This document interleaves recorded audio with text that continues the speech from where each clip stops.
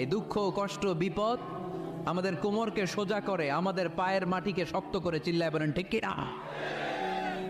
প্রতিকূল পরিবেশে কিভাবে বাঁচতে হয় এই দুঃখ কষ্ট আমাদেরকে শিখায়। এজন্য মুমিন বান্দার বৈশিষ্ট্য হচ্ছে দুঃখ কষ্ট বেদনা জ্বালা এগুলোতে সে আপসেট হয় না, সে হাল ছেড়ে দেয় না, সে ভরসা রাখে একজনের উপর। চিল্লায় বলতে হবে তিনি কে? কারণ মুমিন জানে রাত্রি যত গভীর হয় অন্ধকার তমানিসা ভেদ করে সুবহে সাদিক হয়।